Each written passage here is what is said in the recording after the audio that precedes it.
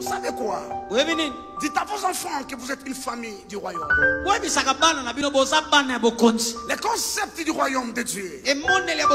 Instruisez à vos enfants, dites-leur que nous sommes une famille d'alliance. Nous sommes en alliance avec Dieu. Dites-leur ça. Ne dites-leur pas simplement que vous êtes les Basakata et toutes ces choses-là, pour lesquelles je n'ai rien contre, parce que nous le sommes.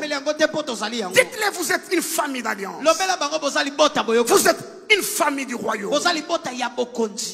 Mais les enfants apprennent plus par le modèle. Le royaume de Dieu, c'est un royaume d'amour. Aimez votre femme autant que vous pouvez. Et Dieu ne se plaindra jamais que vous avez exagéré d'aimer votre femme. Dieu ne fait pas ce genre de jalousie. Aimez votre femme, aimez vos enfants. Et ils sauront que le royaume de Dieu est un royaume d'amour. Aimez les vôtres lorsqu'ils sont en vie. Nos années s'élèvent en quelques années. Et ce psaume-là, vous ne l'avez pas bien lu, Joël. Si Dieu vous ouvre les yeux, vous comprendrez ce psaume 90 alors. Les jours de nos années s'élèvent à 70 ans. Et pour le plus robuste, à 80 ans. Et l'orgueil qu'ils en tirent n'est que peine et misère, car ils passent vite et nous nous envolons. Vous voyez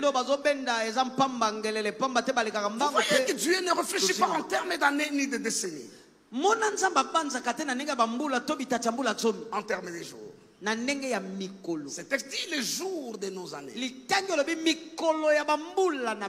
Donc chaque jour compte. Il finit en disant ça s'envole vite. Ne gaspillez pas le temps. Aimez les vôtres. Aimez votre femme, vos enfants. Parce que les enfants apprennent, la famille apprenne par la pratique. Moi, je dis les jours des années de nos vies. Parce que vous faites des projets par rapport aux années, aux décennies. Vous négligez les jours. Dieu réfléchit en termes de jours. À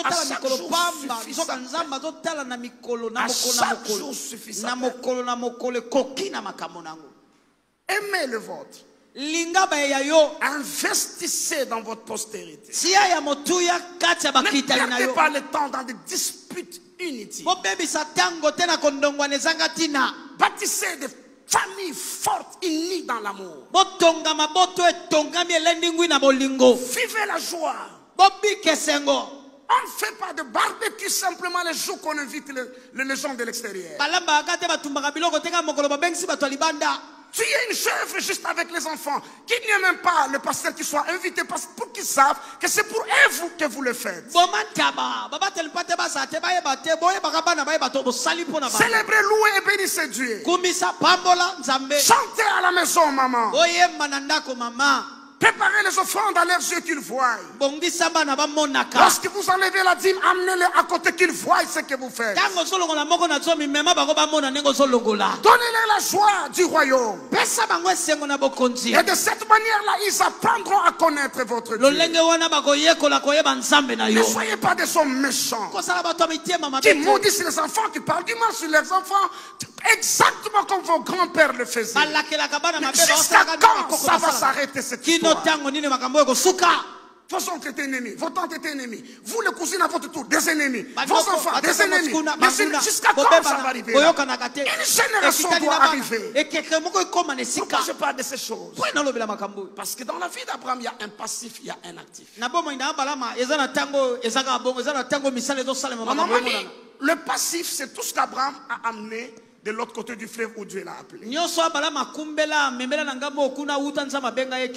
Dieu de ses pères continue à les réclamer. Les conséquences de tout ce qui s'est fait des décennies. Le maladie héréditaire, ça c'est le passif avec lequel il vient. Quand Dieu vous appelle, vous venez avec un passif.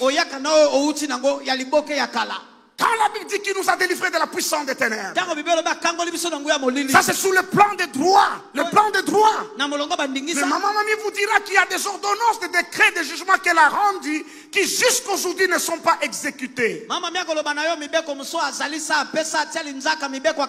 Parce que je refuse d'exécuter. C'est pourquoi on met à sa disposition la force publique. D'une part, il y a cet héritage. C'est passif négatif. Abraham est venu stérile de la maison de son père. Il s'est battu pour avoir un enfant. Ça a suivi Isaac dans l'alliance. Et Jacob aussi.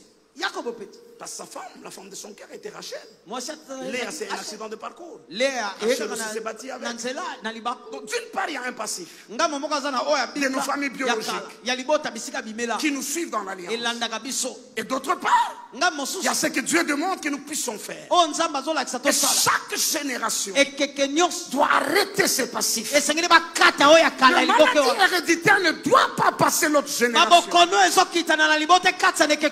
Et ça, c'est votre responsabilité.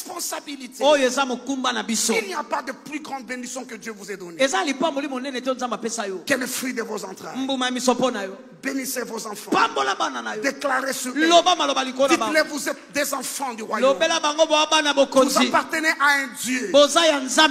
Sur terre, vous êtes venus par nous, par notre tribu, par notre province. Mais par rapport à la destinée, vous êtes une famille d'alliance. Vous êtes une famille du royaume. Mais quand vous leur enseignez, qu'ils vous voient vivre ces choses.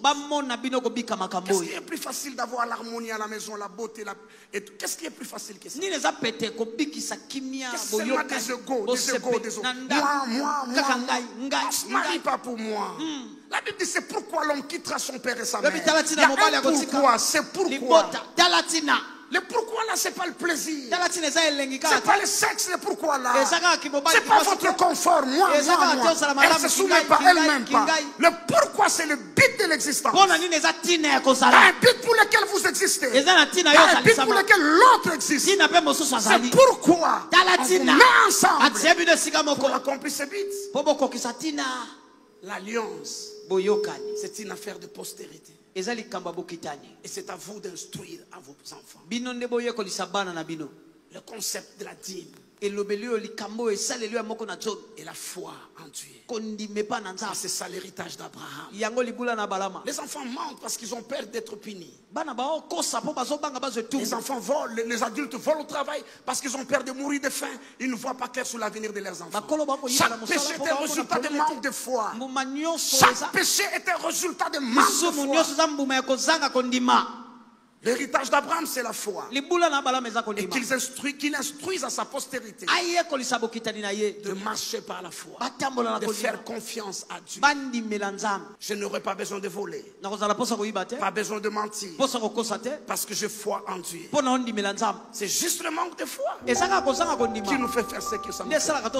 Protocole en place va nous aider à partir le vendredi. Je me revois chacun de vous. Un autre grand puissant culte.